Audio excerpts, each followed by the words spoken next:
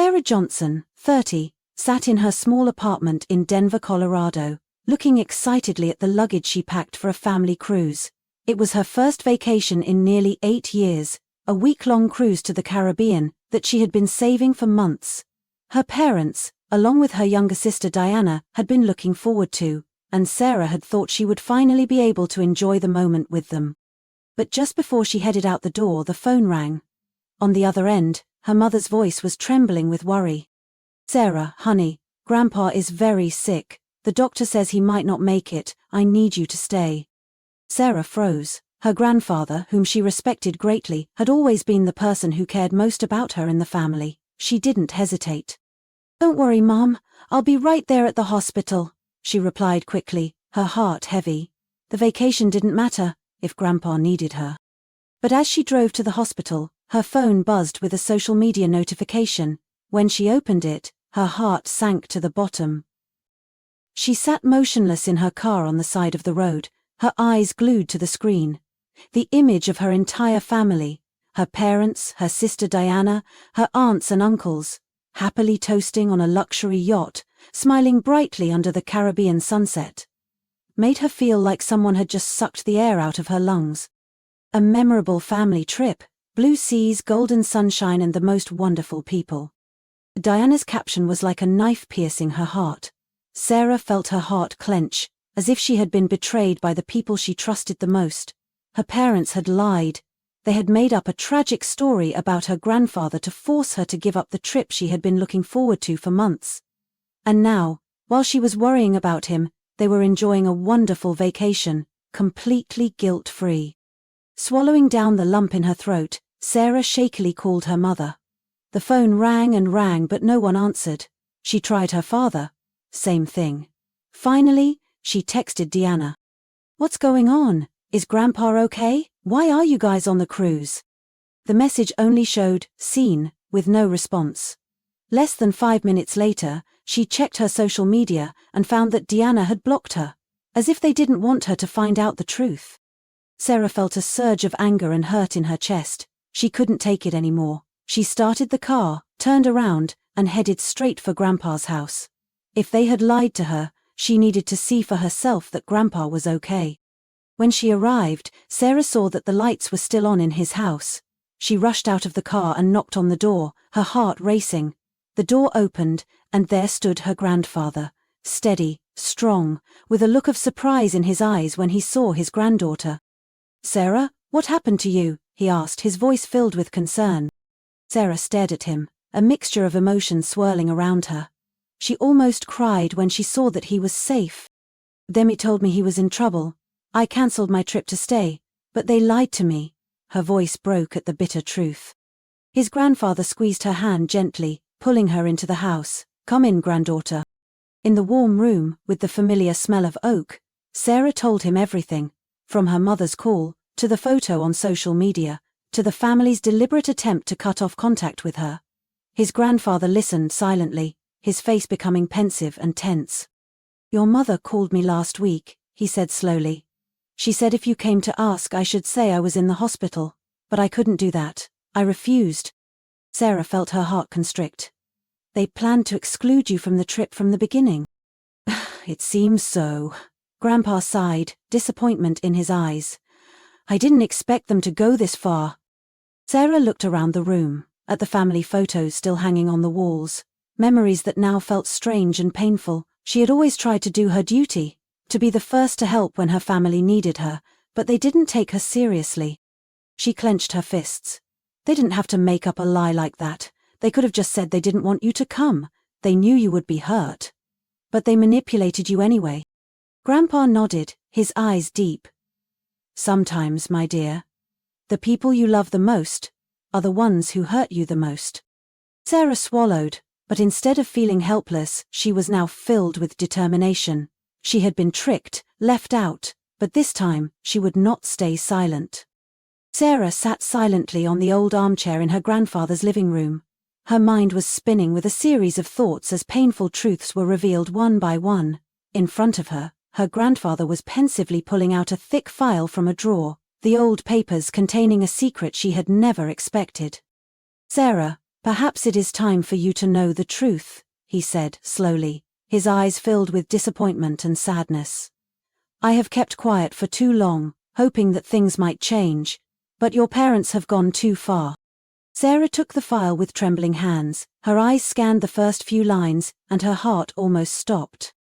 Bank statements, loan agreements, transfer slips. All in her parents' names, but the money came from an inheritance fund she had never heard of. This is your fund? Sarah stammered. No. Grandpa shook his head, his eyes sharp. It's a fund for you and your sister, set up when you were born. Your grandmother and I have saved for years, hoping for a secure future for you. This fund should have been split equally between you and Diana. Sarah flinched at the mention of her sister's name. She continued to flip through the documents, and realized an even more painful truth. The entire fund had been drained, and it was all for Deanna. Prestigious private school tuition, paid with the fund. Those expensive dance lessons Deanna bragged about, paid for with the foundation. That lavish wedding in Miami last year, paid for with the foundation. She clenched the paper in her hand. But you paid for your own education. You worked 2 jobs to pay for college. You took out loans, meanwhile, they took your money to pay for Diana. Grandpa nodded, his eyes filled with anger. Your parents lied to me. They said you refused the money because you wanted to be independent. Sarah laughed, but her laugh was bitter. Refused? How could they think you were stupid enough to refuse your own rights? She clenched her fists, trying to contain the anger that was rising in her chest, but then another thought flashed through her mind, sending a chill down her spine. Is this still going on? Grandpa was silent for a moment, then pointed to another document in the file. Look. This is money they withdrew a month ago. They said it was for investment, but in reality, they used it to put a down payment on a new apartment for Deanna and her husband. Sarah felt her world turn upside down. She had always thought that familial favoritism was just petty, like her parents always favoring her younger sister in important decisions. But now she realized it wasn't just favoritism, it was a calculated betrayal. Her parents had used money that belonged to both of them to indulge Deanna, and they never intended for her to know it. Sarah took a deep breath, trying to calm herself. She looked up at her grandfather, who was watching her intently, as if waiting for her reaction. I won't let this continue. Her voice was low but determined. Her grandfather nodded, his eyes shining with pride. I know you won't. Sarah looked down at the file in her hands, anger and determination rising in her chest. This time she wouldn't stay silent. Sarah sat on the old wooden chair in her grandfather's living room, her eyes glued to the documents in her hands, her emotions swirled between pain, anger and determination. She was no longer the girl who had always been patient, always trying to be accepted. She opened her phone, scrolling through her family's social media photos, her parents' beaming smiles, her sister Diana's glass of wine, her statuses filled with fake happiness. Bitterness rose in Sarah. They had taken what was hers, then turned their backs on her, as if she had never existed. Sarah took a deep breath, her fingers tapping quickly on the phone screen. It was funny that my family lied about my grandfather being in critical condition to exclude me from this vacation. But it was even sadder to discover that, for the past 30 years, they had been embezzling all the money meant for both of us to pamper my sister. I worked my ass off to put myself through college, while they used money that was supposed to be mine to pay for Diana's tuition, wedding and life of luxury. And that was only part of the truth. Sarah paused for a second, her heart pounding, but she didn't hesitate. And one more thing, the money they used to go on this cruise, it was my money. Money that my grandfather had saved for me since I was a child, and they had no intention of giving it back. Remember this, sometimes your worst enemies aren't strangers. They're the ones closest to you. She attached photo evidence. Bank statements, withdrawal slips, pictures of her parents enjoying the vacation they'd dumped her on. No harsh words, no exaggerations. Just the plain, unvarnished truth. Sarah pressed post. Within 10 minutes, notifications flooded her phone. Comments, messages, outraged emojis poured in. Relatives, friends, even strangers began sharing her post. I can't believe this. What kind of parent would do this to their own daughter? Sarah, I remember you in college, how hard you worked to pay for your own education. I can't believe they took what was yours. Diana always bragged about how much she had, but it was all from her sister's money. What a shame. Within an hour, Sarah's post had been shared thousands of times. She stared at the screen, her heart pounding. And then, a message appeared. Alex. Did you know? Auntie and Uncle are going crazy. They say you're destroying the family. They're calling everyone, trying to get it under control, but they can't hide it anymore. Sarah pursed her lips. Just as she'd predicted. Her parents were panicking. Not long after, her phone rang. Mum. Sarah stared at the name on the screen. She didn't pick it up. She let them experience the anxiety, the panic, of losing control. The phone stopped ringing, then rang again. Dad. She pursed her lips but didn't answer. After only 2 hours, she realized her family was desperate. One by one, relatives and family members texted her, some telling her to calm down, some trying to defend her parents, but most of them looking shocked and angry. Finally, a message from an unknown number popped up. I warned you, Sarah.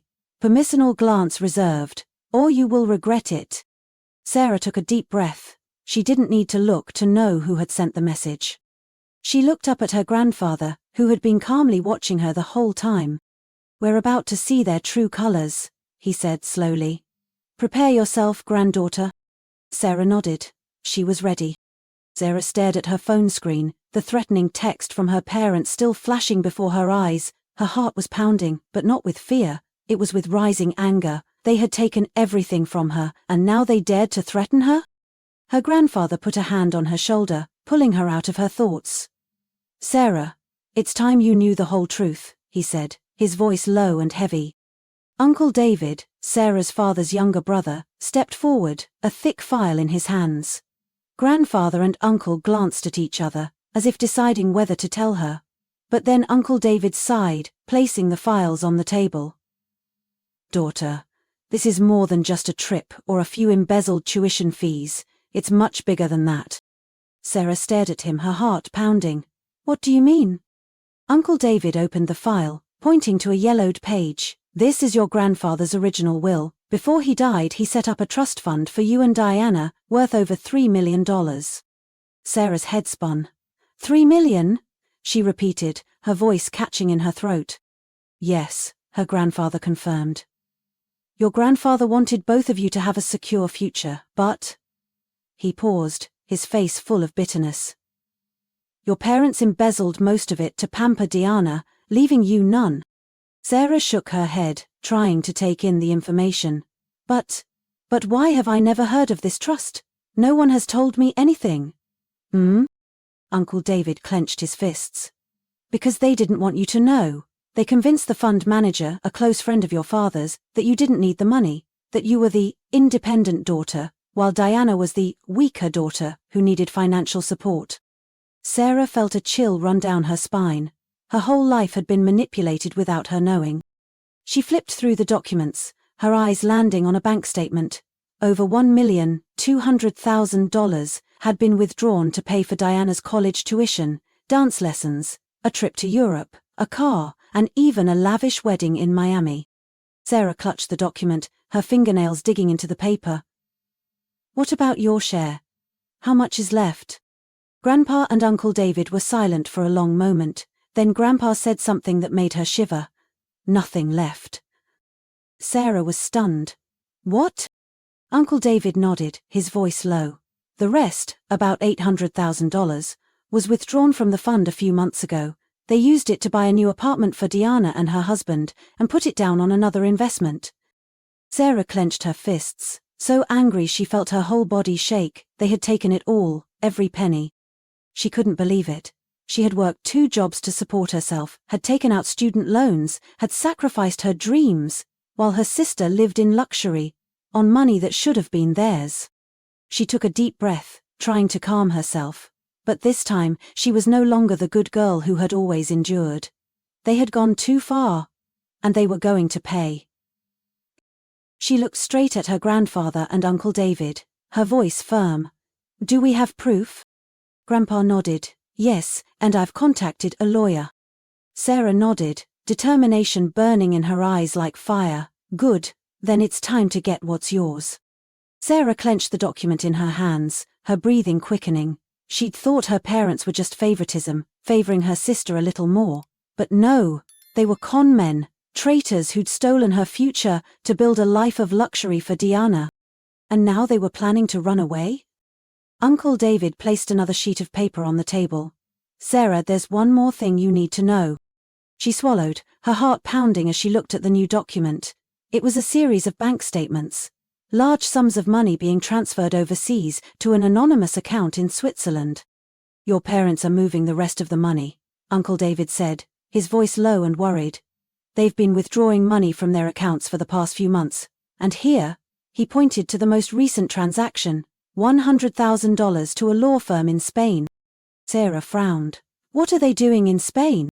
Grandpa leaned back in his chair, his eyes darkening. I did some research. This law firm specializes in helping wealthy individuals immigrate to Europe through the Golden Visa program. If I'm right, your parents are trying to get Spanish citizenship. Sarah felt a chill run down her spine. They weren't just planning to evade responsibility, they were planning to disappear entirely, taking the money that was supposed to be hers with them. She bit her lip, trying to contain the anger boiling in her chest. When are they planning to leave? It could be very soon, Uncle David said. They've checked their immigration records and have booked one-way tickets to Madrid for next week. Sarah clenched her fists so hard her nails dug into her skin. They were trying to run. They thought she wouldn't do anything. They thought they would get away. She took a deep breath, her eyes flashing with determination. No, they're not going anywhere. She pulled out her phone and quickly scrolled through her contacts, stopping at one name, Detective Parker. She'd hired him to look into some suspicious financial transactions before, but now, she needed him to stop a getaway. Sarah pressed the call button. Parker, a deep voice said through the phone. You told me if I found evidence of financial fraud, you could help me stop them, right? Sarah said quickly, her voice tense but certain. There was a moment of silence on the other end of the line. Then Parker said, You have evidence? Sarah stared at the documents on the desk. I have everything. Parker chuckled, a knowing smile. Then it's time to act. Sarah hung up, turning to her grandfather and Uncle David. We won't let them get away. They stole my life, but this time, they're going to pay. Grandfather smiled, his eyes full of pride. So, what's the plan? Sarah clenched the phone in her hand. First, we'll freeze all their accounts. Then we'll report them to the authorities for embezzlement and money laundering. And if necessary, I'll let the world know the truth. Uncle David nodded. Then let's do it now, before they have a chance to disappear. Sarah took a deep breath. The game had changed. She was no longer the girl who had been deceived and abandoned. Now, she was the one being hunted. And her parents. They were about to face justice. Sarah stood outside a tall office building in downtown Denver, her eyes on the action. A fleet of sleek black FBI SUVs pulled up in front of the building. Red and blue lights flashed on the roof, reflecting off the windows like a final warning. She clutched her phone tightly in her hand, her breath coming in gasps as she watched her parents emerge from the corporate office, their arms full of documents and laptops. They had no idea what was about to happen. In a matter of seconds, everything had happened like a whirlwind. FBI, put everything down and show your hands. A group of agents in black suits rushed forward, surrounding her parents. Her mother let out a short, panicked scream, and her father backed away, his eyes dark like a cornered animal. What are you doing? We didn't do anything wrong. Her mother yelled, but her voice was shaking visibly. An agent stepped forward, holding a stack of arrest warrants in front of them. Mark and Evelyn Johnson, you are under arrest for embezzlement, fraud, and money laundering. Anything you say may be used as evidence in court. Sarah stared at her parents' horrified faces. For the first time in her life, she saw that they were completely helpless. Her father still tried to defend himself, his voice sharp. This is a misunderstanding. Someone set us up. We have lawyers. You will regret it. But the FBI did not care about his excuses. Two agents stepped forward, handcuffing her parents on the spot. Sarah could not take her eyes off. The people who had manipulated her for the past 30 years, the people who had stolen her future, now had no power, no control, no place to run. The people working in the building began to gather, whispering and filming on their phones. All eyes were on her parents. From the colleagues who had respected them, from the friends who had trusted them. Now they were no longer successful businessmen, but exposed fraudsters. Diana peered at that moment, her face pale as she saw her parents handcuffed. What is this?" she stammered, her eyes darting between Sarah and the agents. One agent turned to her, his voice calm but sharp. "We have evidence that you are also involved in money laundering through offshore accounts. If you want to avoid prosecution, I advise you to cooperate with us immediately." Diana shook her head, her eyes panicked. "No, I don't know anything. This is their fault, not mine." Sarah laughed dryly. Of course, when everything fell apart, Diana would never choose to side with her family. Her parents screamed, struggling as the agents dragged them to the car. "Sarah, you can't do this to your own family. You'll regret it." Sarah stepped forward, looking straight at them one last time. "No. You did this to yourselves." She watched as they were shoved into the FBI van, the doors slamming shut, cutting off any last words of defense. They had lost everything. Sarah took a deep breath, relief spreading through her body. For the first time in her life she was no longer being used, manipulated, or lied to. She had gotten her justice. And she had gotten herself back. 3 days later, Sarah received a call from Agent Parker. Diana gave everything. Sarah gripped the phone, a mixture of satisfaction and surprise. What did she say? Everything. The location of her hidden Swiss bank account, the money her parents had funneled into a Spanish estate, and how they had manipulated her inheritance over the years. She also gave her the passwords to some accounts that only she and her parents knew about. Sarah frowned. So, how much did they hide? On the other end of the line, Parker let out a short laugh. Over $600,000. But now, it belongs to the government. Sarah leaned back in her chair, relief filling her. It was over. Not only had her parents been caught, but they had lost all the money they had stolen. They had spent their lives, manipulating, deceiving, and in the end, they had nothing. "And what about Diana?" she asked. Parker sighed. "She wasn't prosecuted, but that doesn't mean she's off the hook. She's going to have to walk away from the life of luxury she once had. She's lost everything her parents gave her, including the apartment and the money in her bank account. And believe me, that's what she's worried about most." Sarah smiled faintly. Diana had never really cared about anyone but herself, and now she had to face the world without her parents' protection. She felt no regrets. Diana had chosen her path, and now she had to take responsibility for what she had done.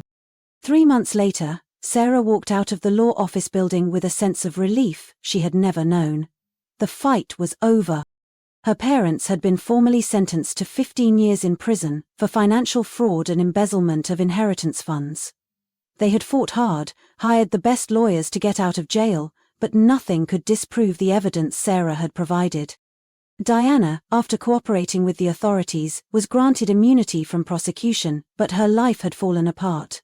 No more fancy house, no more bulging bank account, no one to defend her. She had moved to a small apartment in the suburbs, looking for work like everyone else. Sarah walked down the bustling streets of Denver, feeling the freedom she had not felt in 30 years. She had not only won justice for herself, she had won back the life they had tried to steal from her. 3 weeks later, she stood in front of the family business building, the one her father had run as his own empire, but now, it belonged to her. Her grandfather had transferred all of his shares to Sarah after her father's arrest, and with the help of her Uncle David, she had taken full control. As she entered the conference room, the eyes of dozens of directors and employees were on her, some wary, some curious, but most hopeful. They had seen the chaos of her father's arrest, the financial scandal that had swept the press. They knew the company needed new leadership. Sarah stood tall, her eyes sharp but calm. "We're going to change things." She didn't just want to own the company, she wanted to rebuild it from the ground up, without the greed and fraud that her father had perpetrated. She wanted to create a business based on transparency, honesty, and fairness. Over the next few months, Sarah proved she deserved the position. She reorganized the finances, removing those who had helped her parents manipulate the funds. She established a scholarship fund for employees' children instead of letting the money be embezzled as before. The company not only survived the scandal, it thrived as never before. One autumn afternoon, Sarah sat in her grandfather's garden, sipping hot coffee as the wind blew gently through the trees. Her grandfather looked at her, proud. "You did it, Sarah. You won." She smiled, feeling truly free for the first time in her life. "I don't just want to win," she said slowly, looking up at the open sky. "I want to rebuild my life, and this time, no one can take it away from me." Sarah had not just taken back what had been stolen, she had turned betrayal into power, and most importantly, she found herself. That winter, Sarah stood in front of the large glass windows of her company's top-floor office, looking down at the bustling city of Denver below. Snow fell silently, blanketing the streets and rooftops in a blanket of white. She had turned her life around. Her parents were behind bars. Diana, though not prosecuted, had lost all the privileges she had once enjoyed. No longer the princess of the family, no longer living in luxury, Diana was forced to make her own way. Something she had never done before. Sarah, who had been betrayed by her own family, was now president of the company her parents had once controlled, but she didn't run it like they had. She had turned it into a business based on transparency, fairness, and the values she believed in. But her victory was not just in the success or justice she had regained. It was in finding herself again. One afternoon at the end of the year, Sarah returned to her grandfather's house, the place that had been her only support during her most painful years. Her grandfather was sitting in his favorite armchair, holding an old book in his hand. Sarah sat down next to him, looking at the man who had always believed in her and protected her, even when the rest of the world had turned its back on her. "You think I've really won?" she asked, her voice soft. Her grandfather put down the book, looking straight at her with gentle eyes. "You didn't just win, Sarah. You overcame. And that's what matters most." Sarah smiled, her eyes filled with peace. She had craved her parents' approval, she had done everything to be loved by them, but now, she realized that her worth didn't depend on anyone's approval, it depended on what she did. She didn't need to prove herself worthy of the love of those who never appreciated her, she just needed to prove to herself that she was strong enough to overcome it. Sarah stood up and walked out into the garden, where the snow covered the familiar paths. She took a deep breath, feeling the cold creep into her skin, but no longer shaking her like before. Oh, she had survived, she was stronger, and, most importantly, she had written a new chapter in her life. The biggest lesson she had learned. Sometimes, family isn't about the people you share your blood with. It's about the people who choose to stay by your side, even when everything else falls apart. And this time, Sarah would never let anyone take away her future again. From these stories we learn that our self-worth is not determined by the approval of others, but by what we create. When faced with betrayal, injustice, or loss, don't let the pain control you, use it as motivation to rise up stronger. Stand up for your rights, dare to face the truth, and don't hesitate to fight for justice. Most importantly, don't let anyone define your worth. Create the life you deserve.